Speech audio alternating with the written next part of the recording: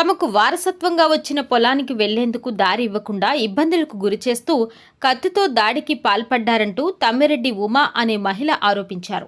నెల్లూరు జిల్లా బుచ్చిరెడ్డిపాలెం మండలం చెల్లాయిపాలెంలో శుక్రవారం ఆమె మీడియాతో మాట్లాడారు. బాధితురాలి కథనం ప్రకారం తమ్మిరెడ్డి మల్లికార్జున్ రెడ్డి, అతని అనుచరులు తమ పొలానికి దారి ఇవ్వకుండా అడ్డుకుంటున్నారని ఉమా ఆవేదన వ్యక్తం చేశారు. గతంలో దారి ఇచ్చినట్లే ఇచ్చి ఇప్పుడు తమను భయభ్రాంతులకు గురి చేస్తున్నారని పేర్కొన్నారు. అంతేకాకుండా చంపేస్తామంటూ తీవ్రస్థాయిలో బెదిరింపులకు దిగుతున్నారని, కత్తితో దాడికి కూడా పాల్పడ్డారని ఆమె ఆరోపించారు. అధికారులు స్పందించి మాకు ఇరిగేషన్ స్థలంలో దారి ఇచ్చినప్పటికీ మల్లికార్జున్ రెడ్డి అనుచరులు మమ్మల్ని వెళ్లనివ్వకుండా అడ్డుకుంటున్నారు.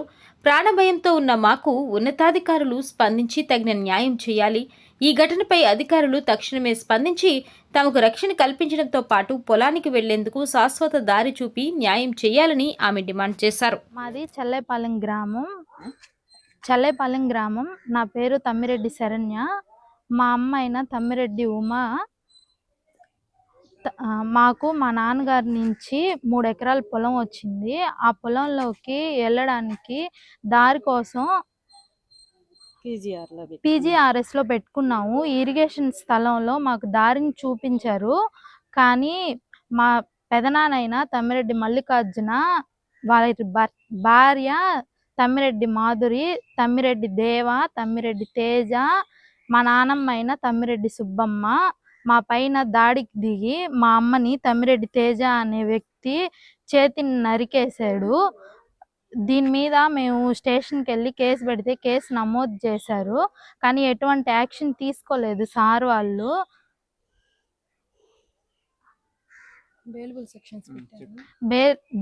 సెక్షన్స్ పెట్టి వాళ్ళు స్టేషన్కి కూడా పిలవలా. వాళ్ళని పిలవకుండా మెల్ల సరుడు, సెల్ ఫోను, ఒక ఫోన్ పగల కొట్టేసిండ్రు.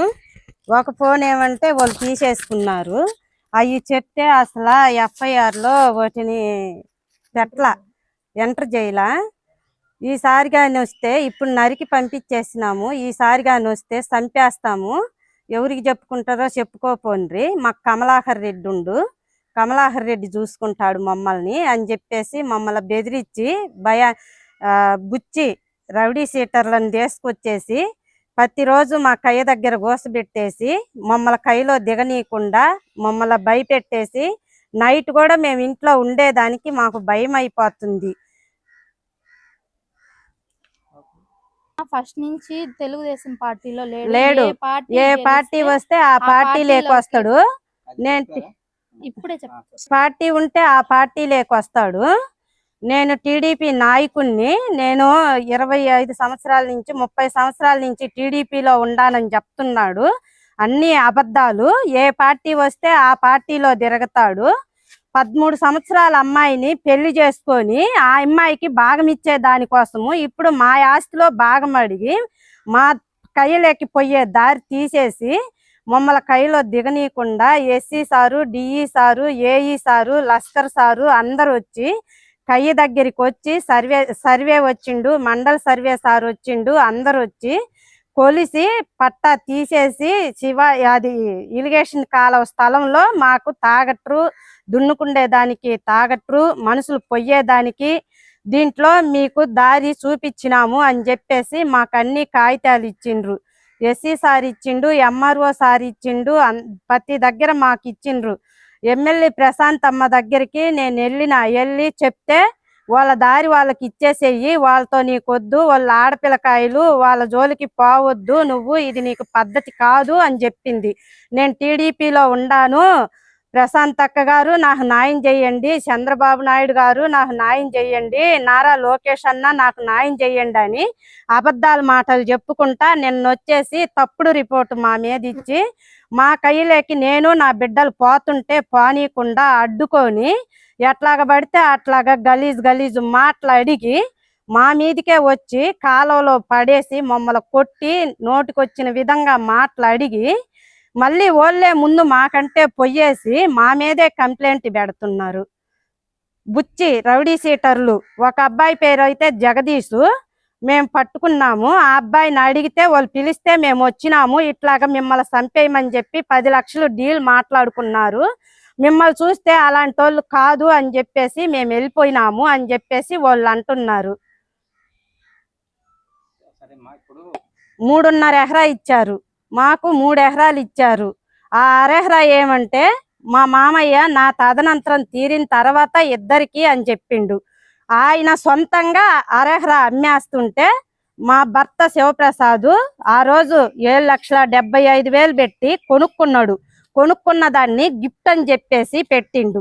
గిఫ్ట్ అని చెప్పి పెడితే గోవర్ధన్ అయ్య అని ఆయన దగ్గరికి వెళ్ళి మేము సంవత్సరం రోజులు తిరిగి నా పేరు మీద ఆన్లైన్ ఎక్కించుకున్నాము. దాన్ని నేను టీడీపీకి పోటీ చేసిన ఆయనే తమ్మిరెడ్డి మల్లికార్జున అని ఆయనే నన్ను టీడీపీకి నిలబెట్టింది. ఎంపీసీటీకి నిలబెట్టి 15 లక్షల డబ్బులు ఆ పొలం మీద ఏరే వాళ్ళ దగ్గర నా చేత అగ్రిమెంట్ మీద సంతకం పెట్టించి డబ్బులు తీసుకొని ఆ డబ్బులు ఎలక్షన్లకి వాడేసి నేను కడతాను, ఆ డబ్బులు నీ కాగితం నీకు రిటర్న్ తీసిస్తాను అని చెప్పి నమ్మించి నా చేత సంతకాలు పెట్టించి ఈ రోజు అది కూడా వాళ్ళ చేత నేను డబ్బులు కట్టలేదని చెప్పేసి కోర్టుకి వేపిచ్చేసి దాన్ని కూడా బీట్ కింద పెట్టేసిండు. మమ్మల్ని ఏ విధంగా అయినా సరే చంపేయాలా. వేరే వాళ్ళకు కూడా ప్రతాప్ ఆ అబ్బాయి పేరు, వాళ్ళ ఇంటి పేరు అయితే నాకు తెలియదు, ప్రతాప్ అనే అబ్బాయి తోటి తమ్మిరెడ్డి మల్లికార్జున కొడుకు తేజ వాళ్ళ ఇంటికి తీసుకెళ్లి మా ముగ్గురిని చంపేస్తే 10 లక్షల డీలు ఎప్పుడు చంపేస్తారు ఏందని చెప్పేసి తీసుకొని వాళ్ళ ఇంటికి వెళ్తే వాళ్ళు మటుకు అట్లాంటి పనులు మాకొద్దు, ఏ రోజైనా మాకు డబ్బులు ఇస్తే తీసుకుంటాము లేకపోతే లేదు, మేము అలాంటి పనులు చేయమని చెప్పి వాళ్ళు అయితే చెప్పిండ్రు. వీళ్ళైతే చంపేయాలి అని చెప్పేసి వాళ్ళ ఇంటికి తీసుకెళ్ళిండ్రు. అది కూడా ఆ అబ్బాయి వచ్చేసి ప్రతాప్ అనే అబ్బాయి మాకు చెప్పిండు. మా దగ్గర అది కూడా రికార్డు ఉంది, ఆ అబ్బాయి చెప్పింది కూడా. ఈ విధంగా మమ్మల్ని ఇట్లాగా చిత్రహింసలకి గురి చేస్తా మా ఆస్తి వాళ్ళు తీసుకోవాలా ఏ కాడికి అని చెప్పేసి ఈ విధంగా రవిడీలతో తిరుగుతా వీళ్ళు కూడా రవిడీలు అయిపోయేసి ఏం పని చేయరు, ఖాళీగా తిరుగుతారు. అందుకు కాబట్టి మా ఆస్తి ఏ కాడికి తీసేసుకొని మమ్మల్ని చంపేయాలా అనేసి ఎప్పుడు మేము చేయలేకపోయినా కూడా మేము లీజుకి ఇస్తే లీజుకి చేయనియట్లా, మేము చేసుకోబోతే మమ్మల్ని చేసుకొని ఎట్లా, ఊర్లో ఎవరిని కనీసం మాకు నీళ్లు కట్టేదానికి కూడా ఒక్క మనిషిని రానియట్లా. గతంలో 1.5 సంవత్సర క్రితము ఆ అబ్బాయి ప్రతాప్ అనే అబ్బాయి గోవర్ధనయ్య దగ్గరికి తీసుకెళ్ళిండు. మమ్మల్ని తీసుకెళ్తే తమ్మిరెడ్డి మల్లికార్జున్ని నోటికొచ్చినట్టు తిట్టి వాళ్ళతోటి ఏం పనిరా నీకు, వాళ్ళ పొలం వాళ్ళకు వదిలేసేయి, వాళ్ళ దారి వాళ్ళకి ఇస్తేనే నువ్వు నా దగ్గరికి వచ్చి మాట్లాడు లేకపోతే రాబాకు అని చెప్పేసి చెప్తే అక్కడి నుంచి గమ్ముగా వచ్చేసి ఇక్కడేమంటే మళ్ళీ యథోపహారం అదే విధంగా చేసుకుంటా వస్తుండు. ఆ అబ్బాయి ప్రతాప్ అనే అబ్బాయి అక్కడికి నేను వెళ్ళినాను ఆంటీ, వాడిని బాగా తిట్టి పంపించేసిండు. మీకు గెనిమేపిచ్చేసి తీగ లాగిచ్చేసి గ్రావుల మట్టి దోలిస్తాను అని చెప్తే 35,000 రూపాయల డబ్బులు ప్రతాప్ అనే అబ్బాయికి నా కూతుర్లు ఇద్దరు వద్దన్నా కూడా వాళ్ళతోటి ఎందుకు గొడవలు అని చెప్పి నేను 35,000 రూపాయలు ప్రతాప్ అనే అబ్బాయికి ఇస్తే వాళ్ళు రవిడీలా ఎవరు అనేది మాకు తెలియదు, వాళ్ళని తీసుకొచ్చి మా కైలో దిగి పని చేస్తుంటే కావాలని వాళ్ళని రెచ్చగొట్టి గొడవ పెట్టుకొని వాళ్ళని పట్టుకొని కొట్టి గందరగోళం చేసేసరికి వాళ్ళు ఎవరిని పిలుచుకొచ్చుకున్నారనేది మాకైతే తెలియదు. రవిడీ సీట్ల మంచోళ్ళ ఎవరనేది మాకు తెలియదు.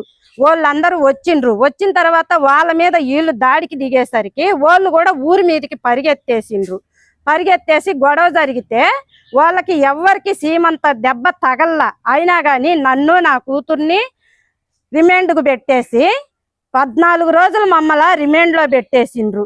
అది ఒట్టిదా నిజమా న్యాయమా అన్యాయమా అనేది జైలర్ సార్ మమ్మల్ని అడిగిండు. జైలర్ సార్కి మేము జరిగిందంతా చెప్పినము, దాన్ని బట్టి మాకు బెయిల్ ఇచ్చి పంపించేసిండు. ఇప్పుడు వచ్చిన తర్వాత మేము రిమాండ్ నుంచి వచ్చిన తర్వాత మా పొలానికి మళ్ళీ అడ్డొస్తే మేము వెళ్ళి ఎస్ఐ సార్ దగ్గర కంప్లైంట్ పెట్టినము. ఎస్ఐ సార్ పిలిపించి ఎస్ఐ సార్ సంతోష్ రెడ్డి పిలిపించి ఒరే నీకు ఇంకా కూడా బుద్ధి లేదా, వాళ్ళ దారి వాళ్ళకి వదిలేసేయరా, వాళ్ళ ఆడపిల్లకాయలు దేనికి నువ్వు ఇట్లాగా చేసేదని చెప్పి తిడితే గెనిమేసి ఇచ్చిండు. మా దగ్గర ఫోటోలు ఉండయి, గెనిమేసి ఇచ్చినాయి మా దగ్గర ఫోటోలు ఉండయి. వచ్చి గెనిమేసి ఇచ్చిండు, 1 సంవత్సరం చేసుకొని ఇచ్చిండు. ఈ సంవత్సరం వచ్చేసరికి మళ్ళీ వచ్చి అడ్డం తిరిగి గెనెని తీసేసి నన్ను నా బిడ్డల్ని పోనీయకుండా అది నాది, నేను వాళ్ళ కాడ కొన్నా వీళ్ళ కాడ కొన్నా అని చెప్పాను. సరే పేపర్లు తీసుకురా అంటే పేపర్లు తీసుకురావట్లా. సరే నీదనేది ప్రూఫ్ ఏంటంటే దానికి ఏం సమాధానం లేదు. ఎంతసేపటికి నాది, నేను కొన్నా, నేను వేసిన భిక్షతో బతుకుతుండ్రు. ఆయన ఇలా మాకు మా మామయ్య హెడ్ మాస్టర్, మా మామయ్య 6.5 ఎకరా సంపాదించిండు. 6.5 ఎకరాలో 3 ఎకరాలు మాకిచ్చిండు. 3.5 ఎకరా ఉన్నింది. మా అత్తమ్మ నాకు 1/2 ఎకరా కావాలన్నది. ఆమెకు 1/2 ఎకరా అని చెప్పిండ్రు. ఆయనే అమ్మేసుకున్నాడు దాన్ని. దాంట్లో రూపాయి మాకు ఇవ్వాల. 50,000 నెలకి పింఛన్ వస్తుంది. అస్సలు నా భర్తకు గాని నా బిడ్డలకు గాని ఈ రోజుకి ₹1 బిల్లు ఇలా. చెల్లాయిపాలెంలో ఎవరినైనా ఎంక్వైరీ చేసుకోండి. ఏ రోజన్నా మాకు ₹1 ఇచ్చుంటాదేమో. ఆమె కూడా వచ్చేసి ఇప్పుడు నా కొడుకే లేడు, మీకేంది ఆస్తి ఇచ్చేది, ఏదన్నా దాగి సావండి అని చెప్పి నా పెద్ద కూతురు 9 నెలల ప్రెగ్నెన్సీ అయితే మేము రిమైండ్లో ఉంటే పురుగుల మందు తీసుకొని వచ్చేసి ఇక్కడే ఇదే ప్లేస్లో మేము ఇప్పుడు ప్రెస్ మీట్ పెట్టిన ఇదే ప్లేస్లో పురుగుల మందు తీసుకొని వచ్చేసి నా బిడ్డ నాకు మందులు తీసుకొని వస్తుంటే ఆ పురుగుల మందు డబ్బా తీసుకొని వచ్చేసి నా బిడ్డకి పోయిపోతే ఊర్లో వాళ్ళు వచ్చేసి తప్పించి, పోలీసు వాళ్ళు వచ్చేసి తప్పించి తీసుకొస్తే అప్పుడు వదిలేసిండ్రు. మేము మా ఇంట్లోకి వచ్చేదానికి లేదని చెప్పి అడుగుతున్నారు. మాకు ఇవ్వండి. మేము రిమైండ్కి వెళ్ళి వచ్చిన తర్వాత అరిసిన తర్వాత మాది మాకు ఇచ్చేసిండు. సంతోష్ రెడ్డి సారు అరిసిన తర్వాత మళ్ళీ మాది మాకు ఇచ్చేసిండు, గెనిమేసి ఇచ్చిండు. అవి కూడా మా దగ్గర ఫోటోలు ఉండయి. వేసిచ్చి మళ్ళీ ఇప్పుడు దాడులకి దిగి మేము ఇయ్యము అని చెప్పేసి కొడవన్లు, కత్తులు ఏ జిక్కితే అవి తీసుకొని వచ్చేసి నరికేది, మమ్మల్ని ఎట్టబడితే అట్ట కొట్టేది, కాలువలో వేసి తొక్కేది. ఆ విధంగా ముగ్గురు తమ్మిరెడ్డి మల్లికార్జున, వాళ్ళ భార్య, వాళ్ళ కొడుకులు, వాళ్ళ అమ్మ 5గురు ప్రతి ఒక్క రోజు చిత్ర హింసలకి గురి చేస్తా మా పైరు ఎండబెట్టేసి ఉండారు. 10 రోజుల నుంచి మా పైరుకి నీళ్లు వేసుకొని ఎట్లా, మమ్మల్ని కైలో దిగనీయట్లా, ఈ విధంగా చిత్ర హింసలు చేస్తుండ్రు. దయచేసి అందరూ అధికారులు మా దారి మాకు ఇప్పియండి. కలెక్టర్ సార్ దగ్గరికి వెళ్ళాము. కలెక్టర్ సారు ఎస్సీ సార్ని, డిఈ సార్ని, ఏఈ సార్ని, లస్కర్ సార్ని అందరినీ పంపించి మాకు దారి చూపిమని చెప్పిండు. సార్ వాళ్ళు అందరు వచ్చి మాకు దారి చూపించి కాగితాలు ఇచ్చిండ్రు. అవి తీసుకొని మేము ఎంఆర్ఓ సార్కి చెప్తే ఎంఆర్ఓ సార్ కూడా మాకు కాగితం ఇచ్చిండు, వెళ్ళమన్నారు. కానీ వెళ్ళేదానికి లేదు. నాది కలెక్టర్ ఓడెవడు, ఓడు చెప్తే మీరేంది పొయ్యేది అని చెప్పి మమ్మల్ని ఈ విధంగా చిత్ర హింసలకి గురి చేసి, నేను పోతుంటే అడ్డుకొని తమ్మిరెడ్డి తేజ అనే అబ్బాయి కొడవలు తీసుకొని తల మీద నరకబోతే చేతులు అడ్డం పెడితే చేతి మీద తగిలి 5 కుట్లు పడ్డాయి. మీద ఎలాంటి యాక్షన్ కనీసం స్టేషన్కి కూడా వాళ్ళని పిలవల. సిఐ సార్ గాని ఎస్ఐ సార్ గాని ఎవ్వరు కనీసం ఈ విధంగా చేస్తే వాళ్ళని కనీసం స్టేషన్ దగ్గరికి పిలిచి కూడా ఒక్క దెబ్బ కూడా కొట్టల. మాకు న్యాయం చేయండి. వాళ్ళని ఇట్లాగే వదిలేస్తే నన్ను నా బిడ్డల్ని భూమి మీద ఉండనీరు. వాళ్ళైతే రిమాండ్కి పోవాలి, ఖచ్చితంగా వాళ్ళు రిమాండ్కి పోవాలి. మాకు అందరు అధికారులు న్యాయం చేయండి.